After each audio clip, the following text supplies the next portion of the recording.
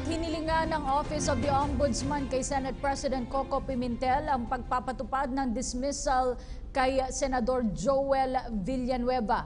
Ngunit, giit naman ni Senador Tito Soto at Franklin Drilon, walang karapatan ng Ombudsman na magsuspindi ng isang senador at ang maaari lamang nitong gawin ay magpataw ng disciplinary action. Si Marita Muahe sa detalye. Natanggap umano ni Senate President Coco Pimentel ang dismissal order mula sa Office of the Ombudsman para kay Senator Joel Villanueva noong pang November 2. Ito po yung na-receive ko noong November 2. Anong sinasabi, sir? November 2. Sir, anong action? Well, binigyan po ako ng kopya ng desisyon and then magbigay daw ako ng compliance report. Nauna na umanong napag-alamang guilty si Villanueva sa kasong grave misconduct, serious dishonesty at conduct prejudicial to the interest of the service dahil sa pagkakasangkot nito sa umano'y 10 milyong pisong pork barrel scam noong taong 2008 habang ito ay kongresista pa lamang kasama ang 9 na iba pa. Ayon naman kay Pimentel, hinihingan siya ng Office of the Ombudsman ng isang compliance report na kinakailangan niyang maisumite 30 araw mula nang matanggap ang desisyon. Ipapasa naman daw niya ito sa Senate Committee on Rules na pinamumunuan ni Senator Tito Soto upang pag-aralan ang nasabing kautusan.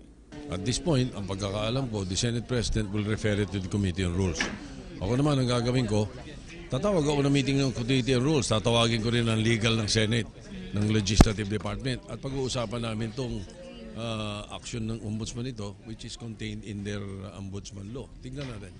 Dahil naman sa inihaing motion for reconsideration ang kampo ni Senator Villanueva, hihintayin muna ni Pimentel na magdesisyon ng ombudsman bago siya umaksyon dito.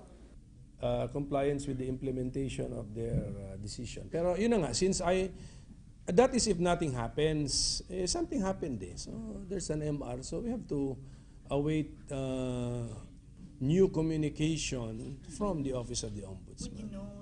Nagsalita si Senator Soto sa Session Hall at binanggit ang Section 21 ng Republic Act 6770 na nagtatag sa Office of the Ombudsman at ang tungkuling iniatang dito.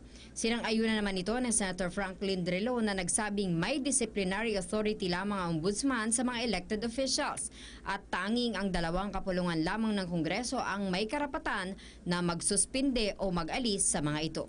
The Office of the Ombudsman has disciplinary authority over all elected and appointed public officials, except over officials whom we may remove only by impeachment or over members of Congress.